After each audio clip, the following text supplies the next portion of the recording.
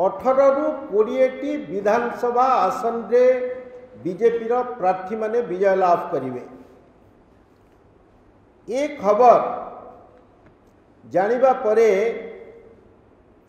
BJD दलर नेता मानकर आउ देहरे जाउनी।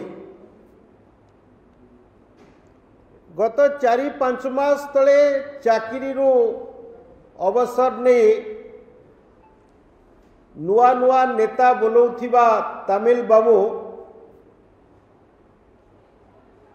आपण माने देखिथिबे, खबर प्रसारण भी आपण माने करिथिले। मान्य प्रधानमंत्री एवं गृहमंत्री को टूरिस्ट बोली कहउचंती। जो प्रधानमंत्री समग्र विश्व रे आज वंदनीय, समग्र भारत वर्षर नेता, भारतर गर्व एवं गौरव को विश्व दरबार रे प्रतिष्ठा करिबारे जो प्रधानमंत्री एक सफल इतिहास रचना करिसेंती। ओडिशार विकास पई पाखापाखी 18 लाख कोटी टंकार केंद्रीय सहायता प्रदान करिसेंती। ए बाबूंकर गर्व, आस्फालन, अहंकार एते बढ़ी जाइछि जे प्रधानमंत्री, गृहमंत्री एवं अन्यान्य केंद्रीय नेता जो माने ओडिशा को आसुचंती एक जातीय दलर प्रतिनिधि भावे निर्वाचन प्रचार करबा पई तांकु टूरिस्ट बोली आख्या दउचंती। बंधुगण, लज्जा लगिवा कथा एमान को। निजर क्याडर भी नुहे ओडिशा, पंजाब क्याडर रो जने ऑफिसर थिले, बाहा हेकिरी जौतुक सूत्र रे ओडिशा को आस्तिले चाकरी करबाकू।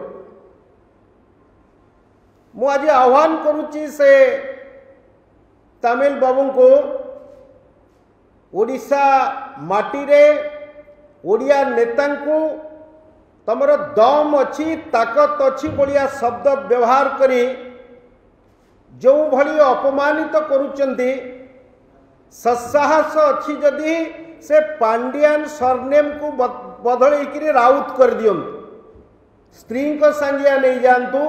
आमे जानिबु जे आपण प्रकृत रे ओडिशा माटीर हक पई रहिबा पई हकदार।